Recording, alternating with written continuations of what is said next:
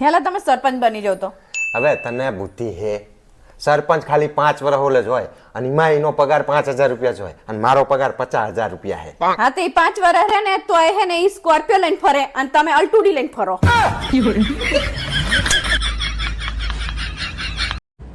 હેલા તમે આજે મને એક પ્રોમિસ આપશો ને? શું? બોલ ને. કે હું મરી જાઉં તો તમે બીજે ક્યાંય લગ્ન નહીં કરો.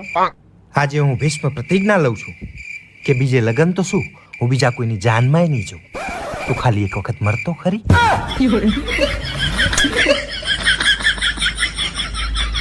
એ તમે ઠંડુ પીશો કે ગરમ? એક કામ કર, ઠંડુ ને ગરમ બે લેતી આય. ઠંડુ ને ગરમ બે? એક કામ કરો, ગરમ ચામાં બરફનો કાંકડો નાખીને આને આપો. આ તો એને બરફના કાંગડા વાળી ચા પીવરાવું. સંજય નાસ્તામાં શું બનાવું, રોટલી કે ભાખરી? રોટલી પાપણ ચા ખાય છે ને, રોટલી બનાવ નાખ. નાસ્તામાં તો ભાખરી જ બનશે, ખાવી હોય તો ખાવ, નકર કઈ નહીં. તો પૂછો શું કામ? ગોર બાપાએ કીધું તું પૂછવાનું, તો માનવાનું નતું કીધું? ના પછી તો મારો ફોટો પાડતા હતા ને એમાં ધ્યાન નતું, પછી મેં કઈ સાંભળ્યું નતું.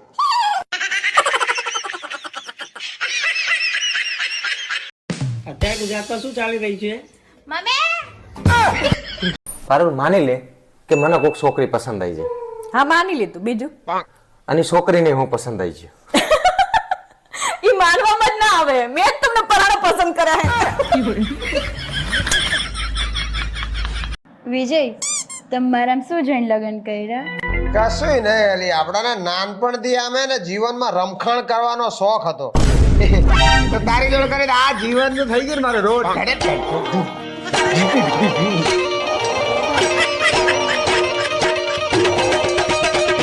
માર બેન માટે તો એવો છોકરો ગોતવાનો હે ને જેનો બિઝનેસ બહુ ઊંચો હોય. હા તે એવો જ એક છોકરો મારી નજરમાં હે.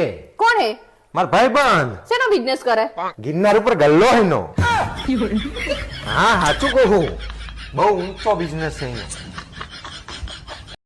બેન, હા, શું કીધું છોકરી વાર આવે? ઈ એમને છોકરો નથી ગમતો. તો તમે બધાએ શું કીધું? અમે કહી દીધું અમને નથી ગમતો, હું કાઢી મુકાઈ હે. પારુલા શું કરે તું? કપડા ભરું. ચમ? આપણે વોટર પાર્ક જવાનું હે ને એટલે હું અહીંયા કપડા ધોઈ નાખીશ. એટલે મારા બાપ આપણે ફેમિલી ફન વોટર પાર્ક માં નાવા જવાનું હોય, કપડા ધોવા નહીં. એમાં શું થઈ ગયું પણ હું કપડા ધોઈ નાખું તો? એટલે આ વોટર પાર્ક હે, તળાવ નહીં યાર. મમ્મી, અમને કહી દઉં દારૂ પીવે નહીં, મને જરાય ગમતું નથી. આ ઘરમાં નહીં ચાલે. દારૂ પીવે છે ને મને જરાય પોસાતું નથી.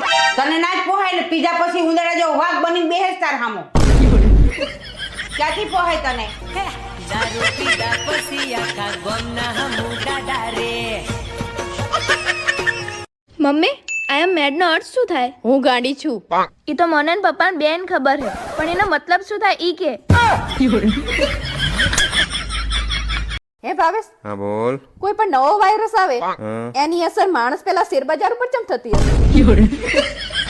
શેર બજારનું કરતા હોય ને એને ખબર પડે. હે ભાવેશ, તમને ખબર હે શું? સૂર્ય ઉર્જાથી સૌથી પહેલા કઈ વસ્તુ બની હતી? સૌથી પહેલા મને નહીં ખબર. તમને કઈ ખબર જ નહીં હોતી ને. કુંતી પુત્ર કર્ણ.